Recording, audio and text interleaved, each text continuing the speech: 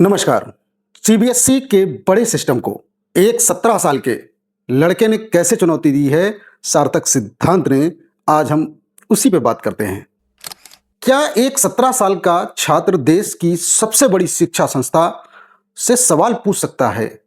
एक 12वीं का छात्र उन फाइलों को खंगाल सकता है जिन्हें बड़े बड़े टीवी डिबेट करने वाले पत्रकार, बड़े बड़े मीडिया संस्थान, बड़े बड़े अधिकारी नहीं पाते?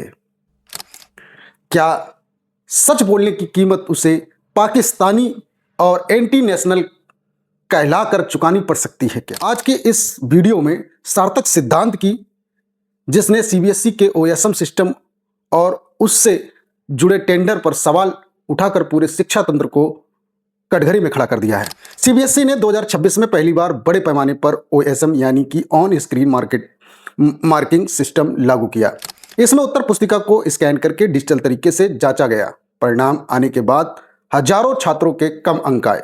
स्कैनिंग में गड़बड़ी और मूल्यांकन प्रक्रिया में सवाल खड़े हो गए। इस दौरान सामने आया एक 12वीं का स्टूडेंट जिसका नाम सार्थक सिद्धांत था। सार्थक ने सीबीएसई के ओएसएम सिस्टम से जुड़े टेंडर दस्तावेजों का अध्ययन किया और दावा किया कि टेंडर की शर्तों में कई बदलाव किए गए। इससे कुछ कंपनियों को फायदा मिल सकता था। उन्होंने कम से कम 15 कथित विसंगतियों की ओर ध्यान दिलाया। मामला इतना बढ़ गया था कि संसदीय शिक्षा समिति ने सार्थक को बुलाया। इसके सामने एक 17 वर्षीय छात्र ने प्रस्तुति देकर ओएसएम सिस्टम और टेंडर प्रक्रिया से जुड़ी अपनी आपत्तियां रखी। यह अपने आप में असाधारण घटना थी। सार्थक ने आरोप लगाया कि कुछ महत्वपूर्ण योग्यता और प्रदर्शन संबंधी शर्तों को नए टेंडर में बदला या हटाया गया है। समिति ने उनकी बातों को गंभीरता से सुना हुआ। 12 साल में पहली बार जो किसी बड़े बड़े पत्रकार, बड़े बड़े मीडिया संस्थानों को लेकर सरकार कभी इतना बड़ा बदलाव नहीं किया है।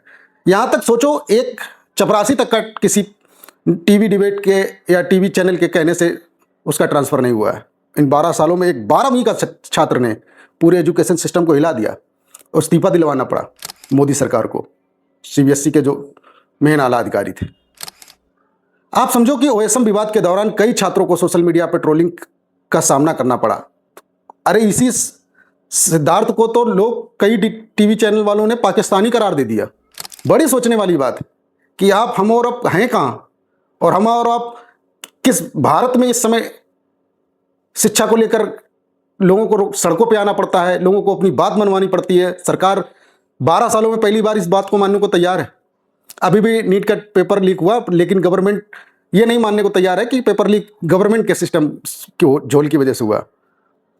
और इस सार्थक ने, वाकई सार्थक को सलाम है।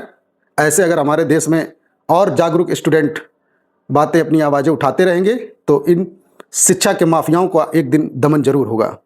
मैं था पंकज कुमार, आप देख रहे थे बोलो इंडिया एक्सप्रेस। मिलते हैं अगली वीडियो में, तब तक के लिए नमस्कार।